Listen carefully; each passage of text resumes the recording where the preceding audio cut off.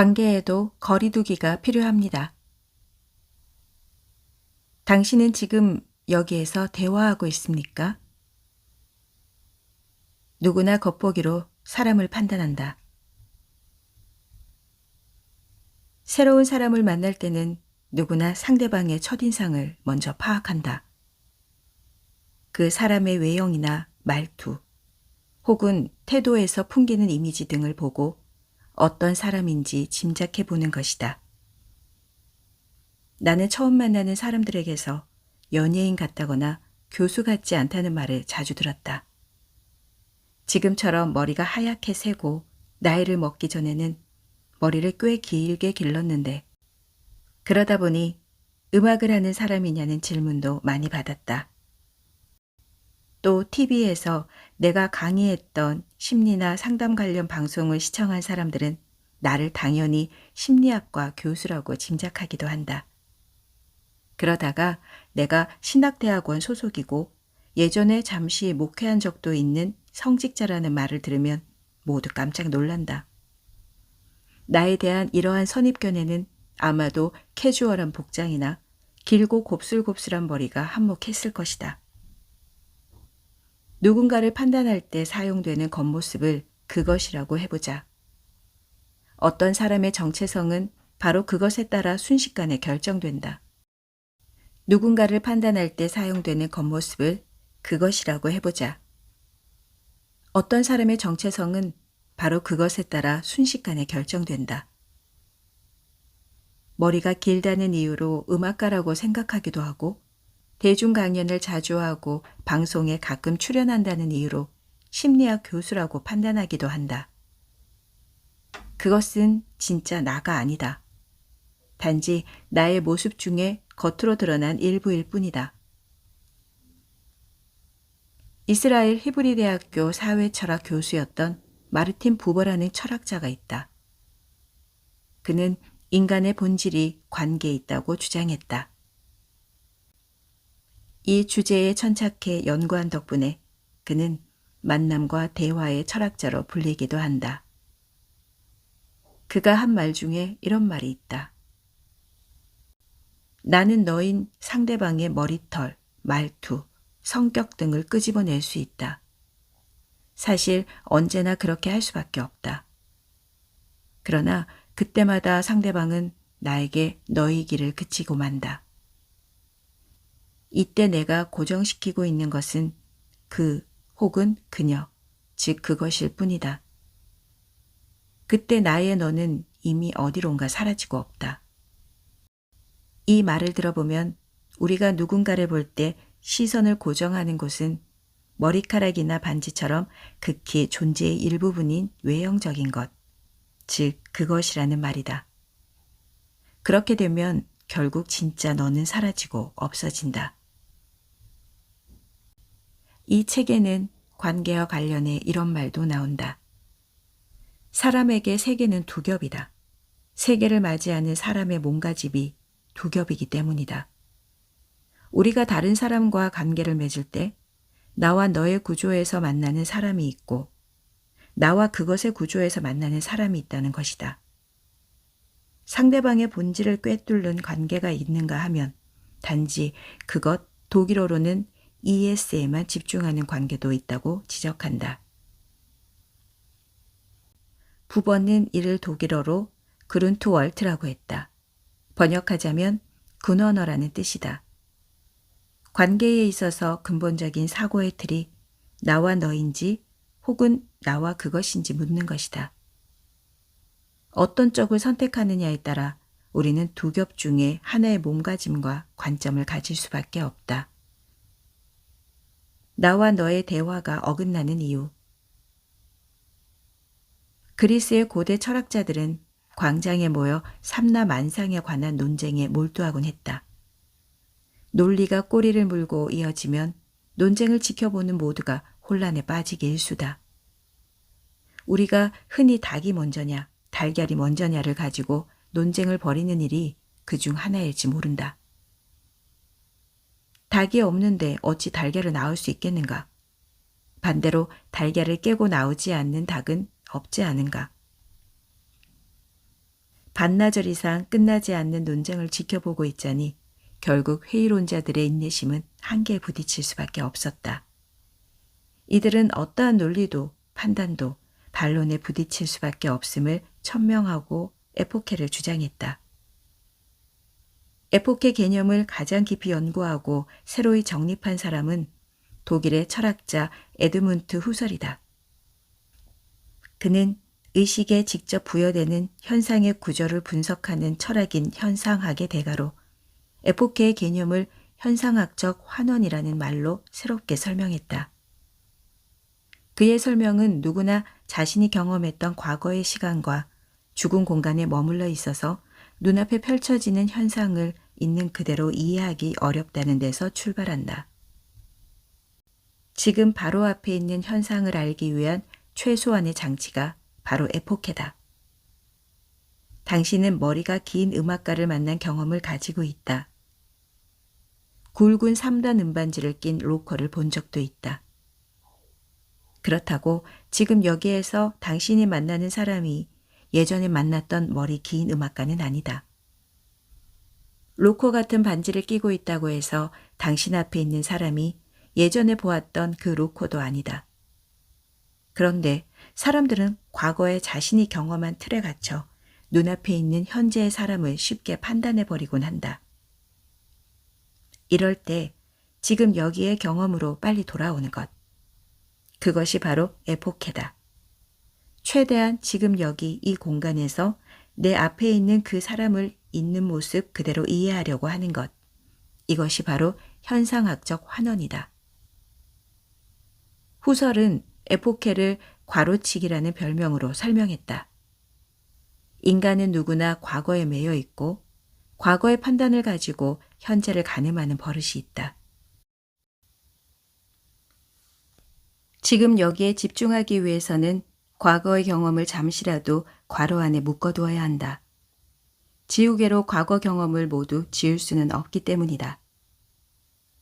윤리학의 대가도 아닌 평범한 우리가 에포케 혹은 괄호치기를 하면서 지금 여기에 대화나 만남을 진행할 수 있을까? 여기에서 나는 대화법을 하나 소개하려고 한다. 비폭력 대화, 영어로는 Non-Violent Communication, 줄여서 NVC라고 하는 소통 방법이다. 가까운 사이에서부터 시작하는 마음의 거리두기. 비폭력 대화의 창시자인 로젠버그는 이것을 컴포지네이트 커뮤니케이션이라고 표현하기도 했다. 우리말로 풀어보면 상대방을 애틋하고 불쌍하게 여기는 연민의 대화라는 의미다. 나는 이것을 에포케 대화라고 바꿔 부르고 싶다. 이 대화법은 인간에 대한 이해가 바탕이 되어야만 가능하다. 상대방의 그것만 보고 판단하면 절대로 할 수 없다. 지금 여기에서 상대방을 너로 만나는 대화가 필요하다. 우리는 그동안 판단만 난무하고 본심을 만날 수 없는 대화를 많이 하면서 살았다. 어떻게 하면 나와 너의 관계를 유지할 수 있도록 돕는 대화를 할 수 있을까? 비폭력 대화, 에포케 대화를 잘 활용해보면 이런 일이 어느 정도 가능할 수 있다. 사람은 누구나 그 속이 복잡하다. 오랜 시간 다른 시간을 살아온 나에게 너는 단순히 나의 과거 경험을 바탕으로는 전혀 알 수 없는 신비한 존재임을 명심해야 한다.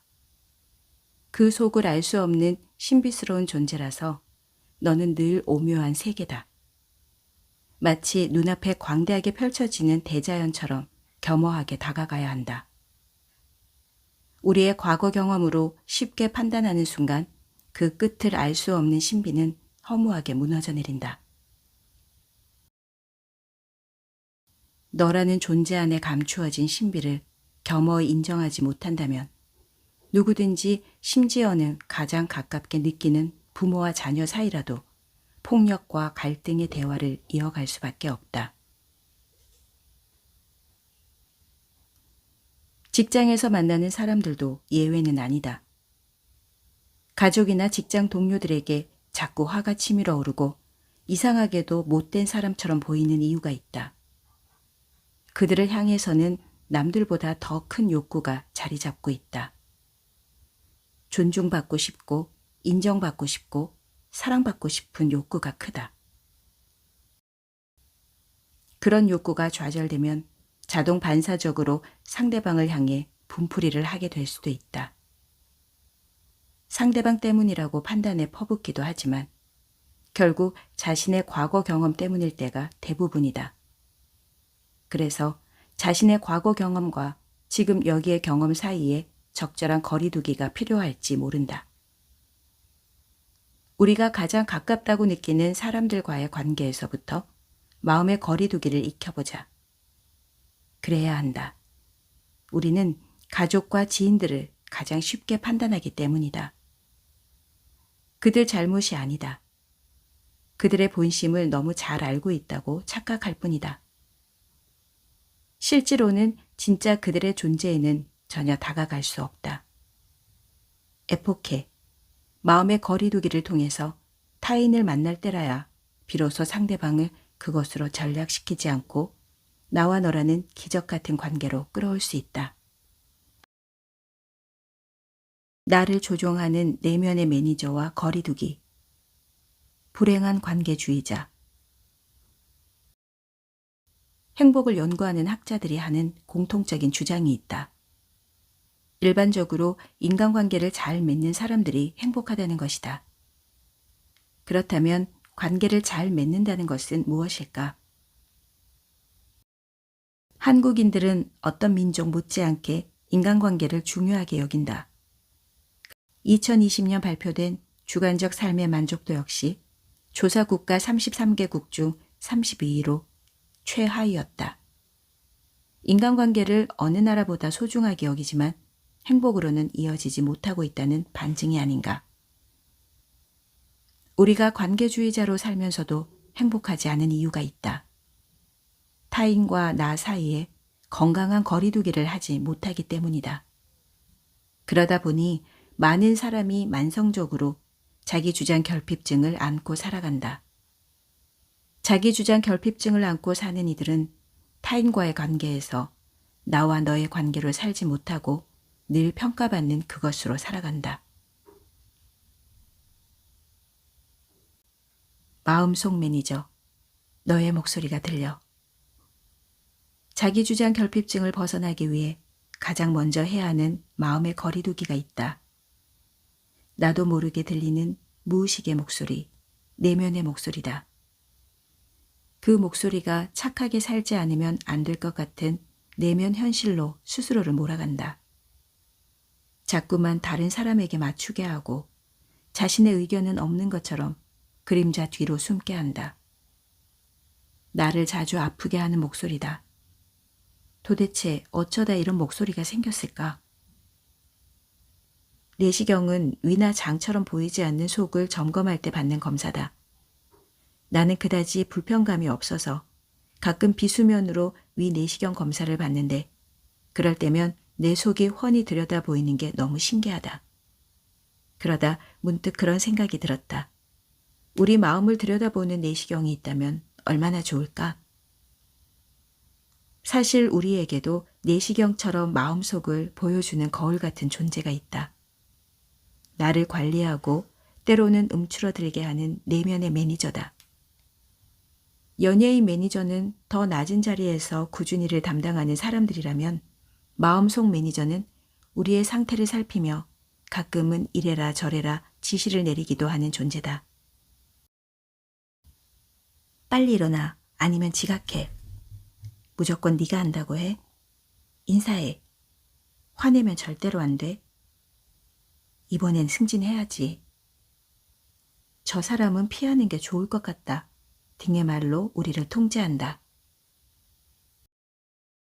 마음속 매니저는 누구를 위해서 이러는 것일까?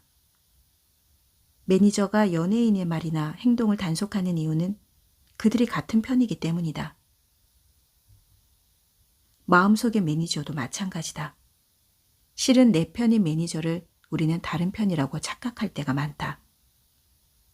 노스웨스턴 대학에서 가족 치료를 가르쳤던 리처드 슈왈츠는 내면의 목소리가 우리의 보호자라고 주장했다. 우리를 힘들게 하는 목소리가 아니라 오히려 보호하려는 소리라는 것이다.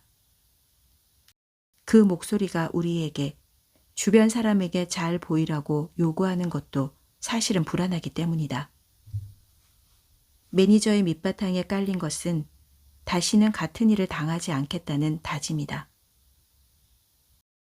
어린 시절에 가정에서, 학교에서, 교우 관계에서 크게 된 경험이 있다면 앞으로는 다르게 살아야 한다고 계속해서 주지시키는 것이다. 좋은 관계를 맺기 위해서는 내면에서 들리는 목소리에 대한 에포케, 즉 판단 중지가 반드시 필요하다. 우리를 힘들게 하는 목소리가 하루에도 수십, 수백 번 들리지만 그것은 결코 나를 해치려는 나쁜 소리가 아니다.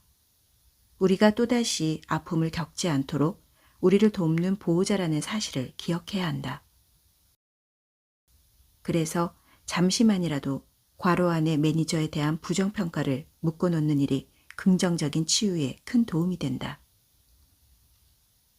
나를 망가뜨리는 나와 거리를 두자. 그렇다면 내면의 매니저와 어떻게 거리두기를 할 수 있을까? 내가 매니저에게 쩔쩔매면 어쩔 수 없이 끌려다니게 된다. 하지만 명심하자. 매니저는 나를 보호하려는 내면의 목소리다. 당당하게 나를 걱정해줘서 고마워. 네가 나를 불안해하는 것도 충분히 이해해. 그런데 잠깐 내가 내 주장을 할 수 있도록 잠시 지켜봐주면 안 될까? 라고 말하며 잠시 거리두기를 시도한다면 조금 다르게 매니저를 다룰 수 있게 된다. 마음속 매니저를 적이라고 생각해서는 안 된다. 그는 내 편이자 나의 보호자다. 늘 나를 위해 앞장서서 목소리를 내주었다는 것에 감사를 표하고 현재의 경험을 과거의 상처로부터 떨어뜨리면서 아픈 과거의 영향을 받지 않도록 하는 것이 중요하다. 내 안의 매니저와 단번에 멀어질 수는 없다. 과거의 나로부터 현재의 나를 서서히 분리해가면서 거리를 두는 것만이 최선이다. 그래야만 지금 여기에 있는 그대로의 나를 인정하고 타인과 나와 너로 관계를 맺는 것이 가능해진다. 그리고 필요하다면 이를 전문적으로 도울 수 있는 심리 상담사에게 찾아가는 것도 좋은 방법이 될 것이다. 가족을 사랑하는 일은 당연하지 않다. 가족, 나라는 환상. 우리나라 사람들이 거리두기와 관련해 오해하는 단어가 하나 있다. 바로 친밀감이다. 보통 우리는 사람 사이에 물리적 거리가 없어야 상대방과 더 가까워질 수 있다고 생각한다. 자녀가 문을 잠그고 들어오지 말라고 하면 기분 나빠하고 다그치는 이유도 여기에 있다. 상당수의 부모가 여전히 친밀감과 거리감을 반대말이라고 이해한다. 부모의 눈에는 물리적 거리가 보이지 않는다. 그러다 보니 자녀가 생각하는 친밀도와 부모가 생각하는 친밀도 사이에 괴리가 생기기도 한다.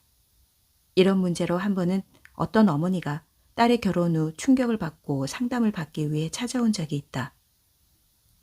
이 어머니는 딸과 취미생활도 즐기고 쇼핑도 다니면서 거의 친구처럼 가깝게 지냈다. 그러다 딸이 어느 정도 나이가 들자 적극적으로 선을 보다가 미국에 사는 교포와 결혼하게 되었다. 어머니는 친밀했던 딸이 미국으로 갈 생각을 하니 못내 속상했는데 딸은 의외로 담담했다. 그리고 떠나기 직전에 엄마에게 장문의 편지를 썼다. 엄마, 그동안 엄마랑 나는 가장 친한 사이라고 여겨서 좋을 때도 있었지만 나 많이 힘들었어. 그래서 일부러 미국으로 이민 가려고 결혼 상대자로 미국에 사는 사람을 찾았는데 다행히 좋은 사람을 만나서 떠나게 됐네. 엄마, 우리 이제 적당히 만나자. 나한테 가끔만 놀러와. 나도 내 생활이 있으니까 한국에 가끔만 갈게. 엄마는 이 편지를 받고 청천벽력과 같은 충격을 받았다. 왜 갑자기 자신과 한 몸처럼 지내던 자녀가 거의 단절에 가까울 만큼 물리적 거리를 두고 싶어 하는 걸까? 가족 치료에서 단절은 오히려 엄청나게 친밀해 보였던 가족 사이에서 일어나는 경우가 많다. 둘이 한 몸인 것처럼 물리적 거리가 가까웠는데 알고 보면 내면에는 엄청난 불안을 숨겨두었던 것이다. 엄마는 아빠와의 관계가 좋지 않았다. 아빠는 사업차 출장이 잦았고 틈만 나면 골프 치는 일에만 열중했다. 운동선수인 오빠도 1년 중 기숙사에 있거나 훈련을 가는 시간을 빼면 집에 머무는 날이 많지 않았다. 대부분 집에는 오직 엄마와 나 자신뿐이었다. 어린 딸은 엄마로부터 버려지면 자신은 끝장이라는 불안을 가지고 살았을 것이다.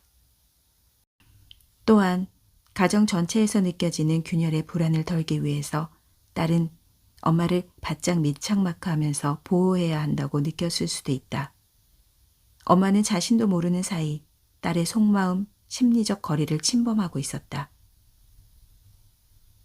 여기서 내가 말하는 마음의 거리두기란 친밀감과 안정감을 담보하는 심리학적 개념이다. 누구나 스스로 이 정도면 적절하게 친밀하고 안정한 거리라고 느끼는 기준이다.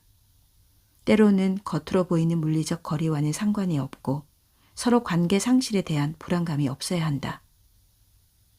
상담을 통해 어머니는 딸의 불안은 물론 자신의 불안을 받아들여야 했다.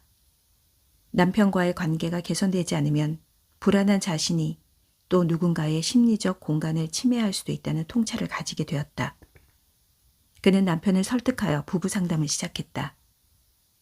여러 차례 상담을 통해 부부관계를 공고히 하기 시작하자 자신과 딸의 관계가 적절한 거리감을 가질 때 더욱 친밀해질 수 있겠다는 확신도 생겼다.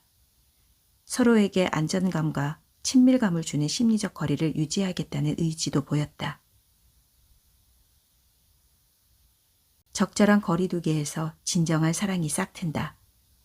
과거 상처와 거리를 두어야 건강한 관계를 만들 수 있다. 가족 사랑은 결코 저절로 생기지 않는다. 나와 배우자 혹은 부모와 자녀 사이에서 부단히 노력해서 만들어내야 한다. 불같은 사랑 끝에 결혼했다고 해서 둘이 한 집에 산다고 해서 어제의 감정이 저절로 오늘의 감정으로 이어지지 않는다. 그리고 사랑의 감정이 저절로 자라나지도 않는다는 점을 기억하자. 결혼 후 원가족에서 그것으로 살았던 과거 경험을 지금 내 핵가족에서도 똑같이 재현한다면 나와 너로 관계를 맺는 일은 요원해진다. 지금은 누구나 현재의 가족과 나와 너의 관계로 새롭게 태어나는 실천 과정 중에 있다. 그렇게 가족은 서로 그것이 아니라 너로 공평하게 존중하는 관계로 서로 성숙해가는 연습이 필요하다. 나는 그간 라디오나 TV의 자녀 양육 관련 프로그램에 여러 해에 걸쳐 참여해왔다. 그러면서 어린 자녀나 사춘기 자녀들 모두 공통적으로 가장 힘들어하는 부모의 태도를 하나 발견했다. 형제끼리 혹은 남과 비교하며 비난하는 부모에 대해 자녀들은 자신을 공평하게 대해주지 않는 깊은 아픔을 토론하곤 했다. 더욱 놀라운 것은 그런 자녀의 언급에 대한 대부분 부모는 펄쩍 뛰면서 부정한다는 사실이다. 여러분은 만약 어느 날 자녀가 차별받는다는 생각에 내게 화를 버럭 낸다면 어쩌겠는가? 부모는 크게 박수를 쳐야 한다. 그 어린 나이에 부모에게 당당하게 나와 너로 만나달라고 자기 주장을 하는 것이기 때문이다. 어느 부모나 용기 있게 표현한 아이의 느낌을 있는 그대로 인정해주는 과정이 절대적으로 필요하다. 부모는 언제든 아이에게 상처를 줄 수 있다. 그럴 때 확실하게 사과할 줄 알아야 좋은 부모로 거듭난다. 그리고 다음부터 또 그런 느낌이 든다면 꼭 그때마다 이야기해달라고 자녀에게 부탁해보자. 아이는 당당하게 서서히 나와 그것이 아닌 나와 너의 관계를 맺을 수 있는 아이로 성장해 갈 것이다. 그리고 한 걸음 더 나아가 보자. 우리가 자녀를 부정적인 판단의 대상으로 여겨 비난하고 공격하면서 상처를 주었다면 어쩌면 우리도 과거 그런 나와 그것의 관계로 인해 상처를 받지는 않았었는지 찬찬히 살펴보자. 분명 내 잘못이 아닌데 아빠가 어린 시절이 생각나서 더 크게 소리를 지르고 화를 냈었나 보다. 정말 미안하다. 과거 상처와 적절하게 거리두기를 할 때 우리는 현재의 관계에서 나와 너의 관계를 연습할 수 있다는 점을 반드시 기억하자. 비록 지금까지 가족 구성원 모두와의 관계가 나와 그것의 관계였다고 하더라도 괜찮다. 이 책을 통해 애폭해 판단 중지를 연습하고 나와 너의 대등한 관계로 발전해 나갈 수 있다면 좋겠다. 애벌레에서 나비로 멋지게 변모할 때까지 우리 모두 조금씩 노력한다면 우리 자신뿐 아니라 우리의 가정과 사회도 의미 있는 파장처럼 변화시킬 수 있는 작은 시작이 될 것이다. 마음의 거리두기, 에포케는 그것만으로도 충분히 가치 있는 행복한 대한민국 만들기의 첫 단추가 될 수 있지 않을까?